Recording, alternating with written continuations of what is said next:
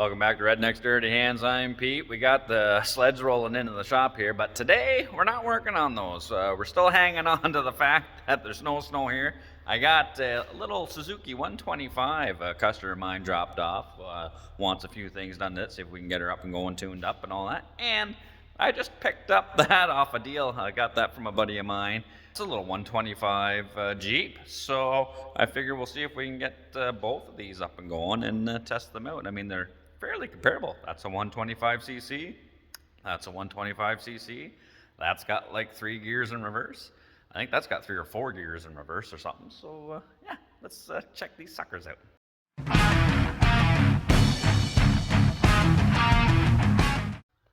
This little Suzuki 125 was dropped off by my buddy Will there. He's the one that last winter I fixed up that Skidoo, that's Safari 377 there.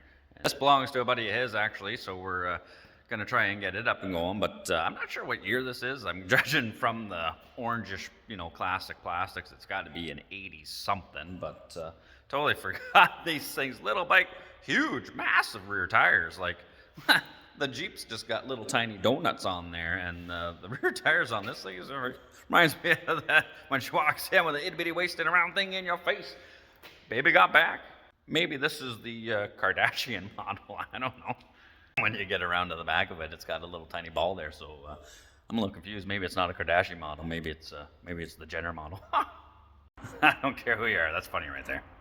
But I mean, overall, this thing is a pretty clean little unit. The plastics look almost mint. I mean, it does have one crack up in there and somebody stitched it together with the zip ties. But other than that, I mean, there's no chunks missing. It's still got the flaps on it. The tires are good.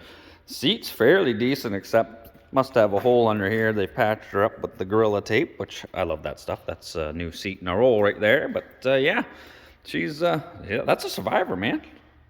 Will did text me over a list of stuff that his buddy wanted done on this, so I'll throw it up on the screen there and go over a few of the things that this thing needs.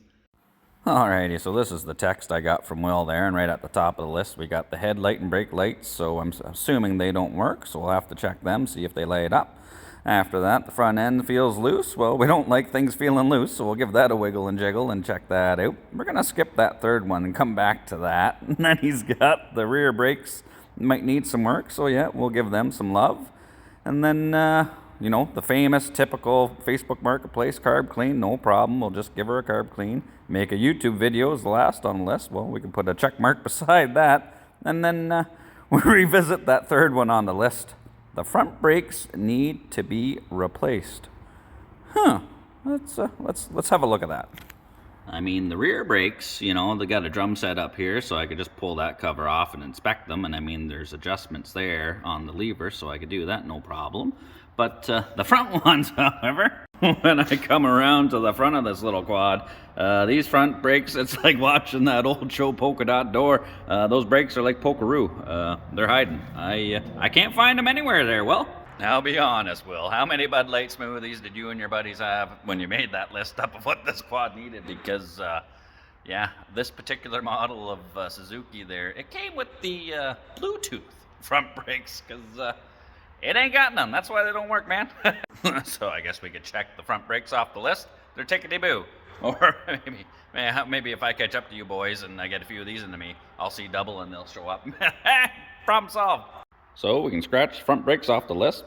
This job's getting easier by the minute. So now I think we'll focus on pull the spark plug out. We'll see if we got spark. This one is the Manuel start version only. You got a gripper and ripper. So I think we'll get that out, make sure we got some spark, and see if we can get this thing fired up and adding to the 6,274 kilometers that are already on this thing. She's in great shape for that kind of mileage on there. Alright, so we're just going to yank spark plug boot off. That little spark plug there, it's just got a 3/4 socket. Crack that loose. Come on. Got her out. She's looking a little dark. Clip it back into the boot. Oh yeah, buddy. That's the kind of light show we want to see. Alright, let's clean the carburetor. We'll get a new spark plug put in there, and then fresh gas. Fire up. All right, this original spark plug's looking pretty crappy, you know, so the fellas at Napa sent me a nice fresh one. Not sure what the spark plug gap's supposed to be on this little quad, so I just got my old gap checker and setter. So basically, running through 30 thou doesn't really fit, it's pretty tight.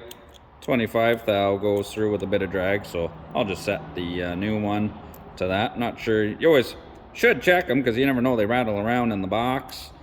So this one, oh geez, 25 is loose,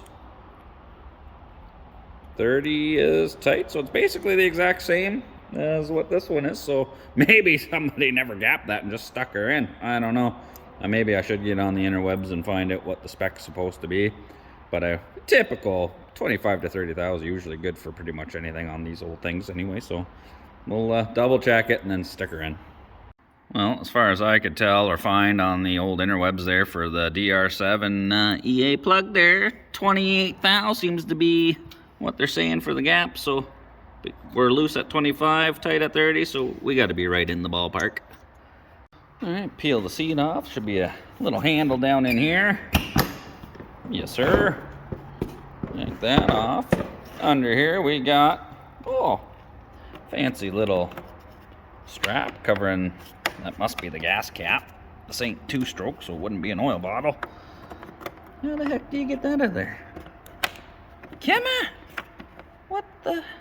What is going on? There we go. Yeah. Ooh, gasoline. Oh, made in Japan. Good quality stuff made in Japan. I mean, the carburetor looks fairly straightforward to get out of there. We just got the cap with the throttle cable, choke cable there, undo that. And then we've got, looks like a vent line, main fuel line going down in there. Now this thing, because the gas tank's down below the carburetor, must have a pulse pump on it somewhere. So we'll have to take a look for that and make sure that thing's working too. But yeah, should be fairly straightforward to get this sucker out of there. So typical carb clean, got her all apart. Doesn't look too bad in here. Took all the pilot jet and the main jet, all that, you know, blew through them. Ran the good old clean flow brake clean with the super straw. Blow through all those, make sure everything's flowing good, nothing's blocked. Inside of the bowl's nice and clean. It's got the like a primer on there, which is kind of neat. And then yeah, so yeah, just got to stick it all back together and carry on. Carburetor's all back in, should be good to go. So now got their main fuel line, which should be coming from the pulse pump, wherever that is. We'll give her a couple of tugs just to see if anything's coming out of there. Oh yeah. Okay, looks like that pulse pump works.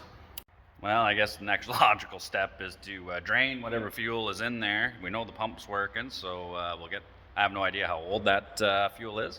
We'll drain that out and then put some fresh go juice in there. This thing should spark to life. And then we'll take a look at that sweetie.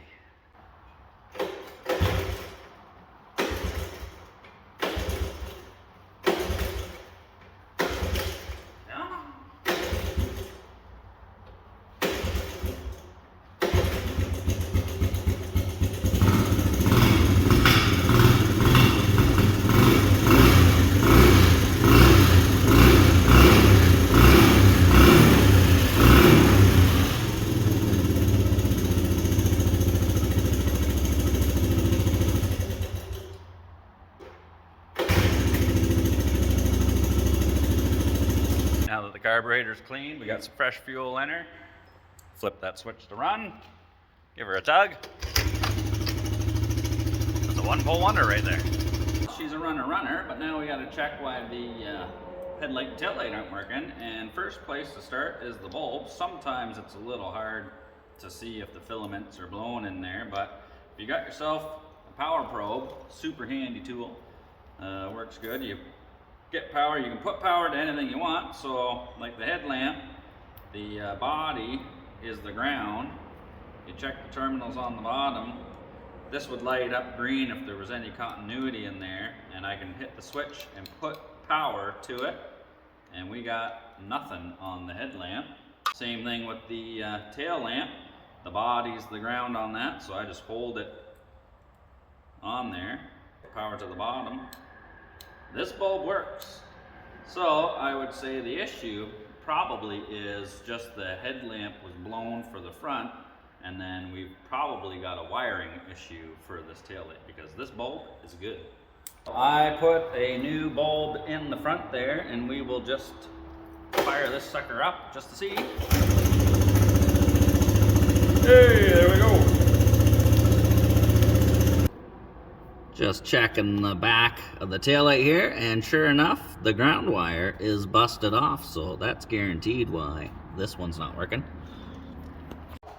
So I just grabbed all my electrical stuff. I resoldered the wires back onto that connector for the light. Let's see if she works. Come on, baby. And turn them on. Boom. Success. We are just rifling through this list. We got a working tail light, working headlight, it's idling nice, running good, you know. I might as well just take a break.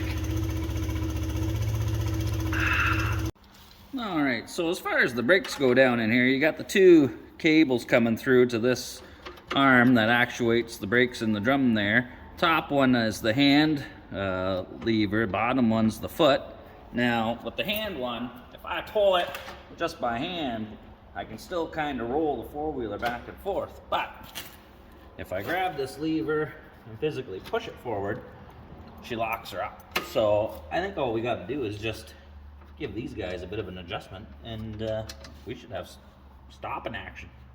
Now that it's all up and running and everything, I'm gonna have to figure out what the gear pattern is on this thing. It's kind of neat. The little shaft comes through here. It's got the little red indicator, and cleaning some of the dirt off on here, I can see there's a 1 under there, and then 2, 3, and I believe 4. Like, this thing pops up. I don't know if that's reverse or whatnot, but you can see there's looks like an L for low. There is a 4, so this thing's like a 4-speed. So with reverse, I'm guessing, so I'll have to figure that out before we go for a burn. So I just adjusted up the cable up here at the handle, and now she seems to lock and hold when you squeeze her, and walk over to this side when you step on the brake. This thing, she's not going nowhere. So I think the list on this one's fairly complete. It's break time. So now that the Suzuki 125 is all done, let's take a break. Let's go from Japan to China. Now, as far as the little Jeep goes, I got this one partial trade on another deal I did, and I mean, who can't pass up a cool little Jeep like this? Now, it is a 125cc 3-speed with reverse, so I mean, equivalent, I don't know, I'm pretty sure that thing's gonna just roast this, but we'll see. It did run when he dropped it off. Him and I did hop in it and took it for a little rip up and around the driveway outside there. So this thing does run, so we'll just have a quick once over, make sure everything's okay before we line them up. Now, fit and finish on this thing, I don't know, it might be a little sketchy. The windshield's a little bit loose. We're missing, I don't know, a nut off of that. It's got a totally different nut and bolt wing nut over there. Steering wheel is missing a screw in there. I mean, maybe it's one of those miscellaneous screws that's just laying in the footboards. I don't know. Thing's got a speedo, so yeah, we'll see if that works. It's got the gas can. The seat looks a little bit in the lounge position there. She's maybe set up for tall guys, not so much for me. The spare tire looks mint brand new, but the tires that are on her, I don't know, they're a little worn down, and they got some hefty cracks in there. But I mean, don't think we're going to be doing some serious off-road and sure shot exploding targets. I think we'll see some of that later. And just like any other typical Jeep, I mean, it's got the manual latch is holding the hood down. I don't know what the power plant in this. I don't think she's no 350 Chevy. It's supposedly a 125cc in there somewhere. Same as what's in the little four-wheelers, I think, the China Pop four-wheelers. And down in there, oh yeah, you can see it. It's got, looks like it's got, yeah, reverse, neutral, first, second, and third. So, yeah, let's let's test that out. It's even got some headlights, marker lights. Fairly well built. I mean, I don't know, it's got a solid steel frame. The supposed to have like signals or marker lights and all that. The ground effects, the PD, they never got bolted in. They're just zip tied and hanging there, shining at the ground. So that's nice. And yeah, there's one of the marker lights hanging out down in there with wires ripped out of it. This thing's a real sweetie. Oh, but I mean, sitting in this thing is sweet. Look at the speedo down there. Can't really see it as I'm driving, but got the shifter. I'm assuming up is downshift and reverse. Pulling her back down, that'd be upshifting. We got the choke, speedo, reverse light, neutral light, key switch, and not sure what these do, but we'll find out. This one's just on and off. We'll leave that. Oh, neutral light works. See if she's got any juice in her. Oh, give her the choke.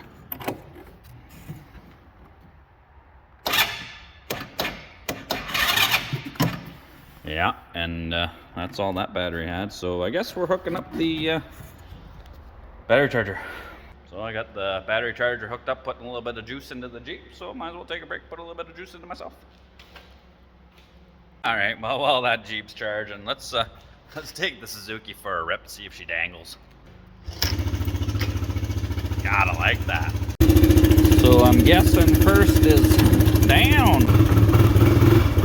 Oh yeah, she don't turn worth the crap though. Let's go back up. Pull this up. Is that reverse? It is. All right. Brakes are working.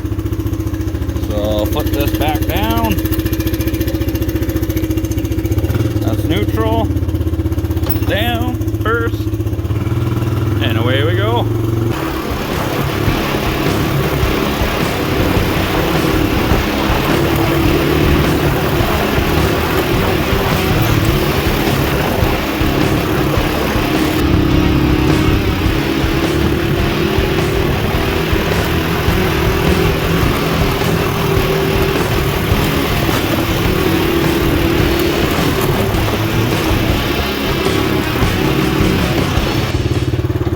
What's the old boy doing?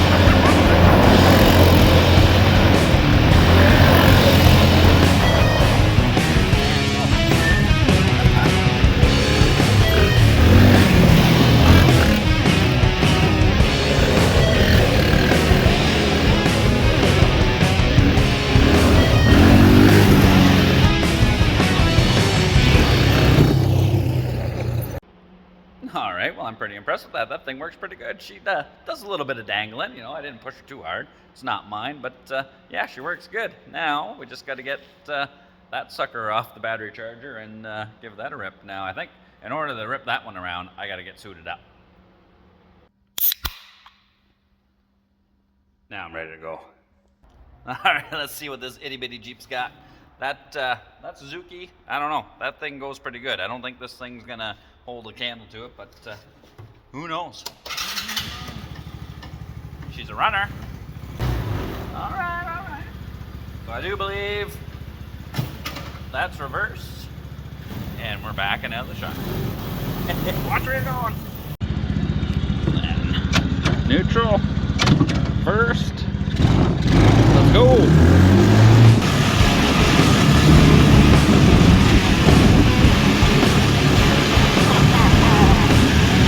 Speedo works.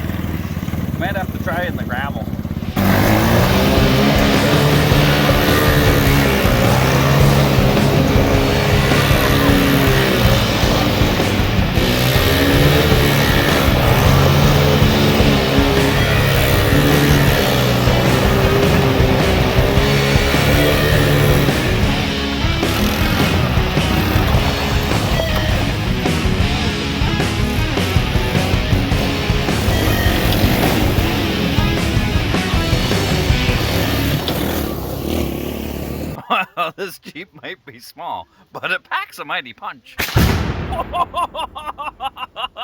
You gonna shoot the barrel? Shoot the barrel. Okay. Oh! Look at the barrel!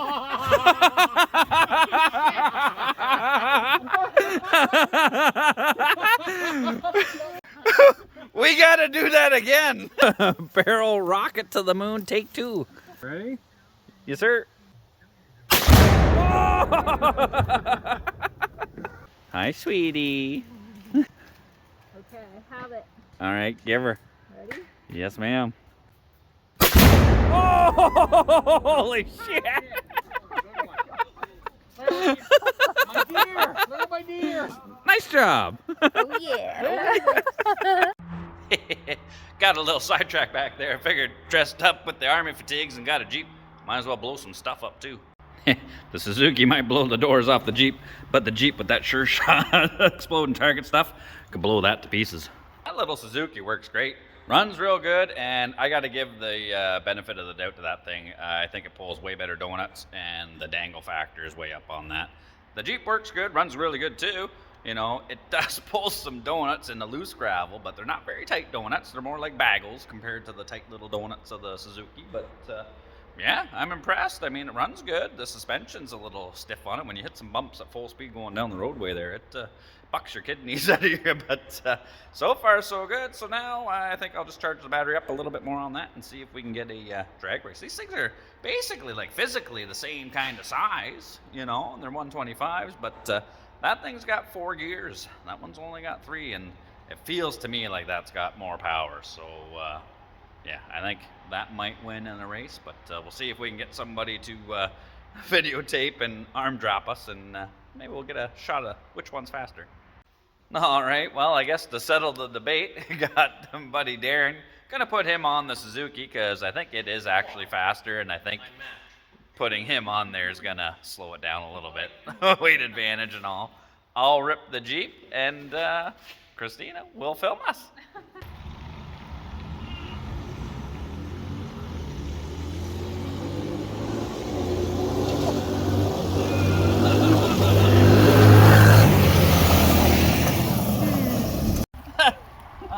I want best 2 out of 3 for that. Oh, yeah. And we're switching lanes. You almost ran over my girlfriend. Don't do that. Let's go again. A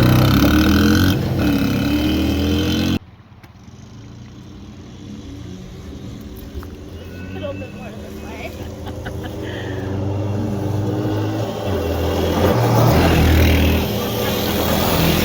All right, well, I guess it's settled. I think the Jeep's cooler, but the Suzuki is definitely faster. But all right, this blows stuff up. That blows doors off. So Yes. all right. We got it. All right, well, I hope you enjoyed this video. We got that Suzuki 125 up and running, and then we got to try out that Jeep. You know, the Jeep works pretty good, but unfortunately, the Suzuki just blows the doors off. But you know, we enjoy making these. If you're not subscribed, please consider doing so. And as always, take her easy.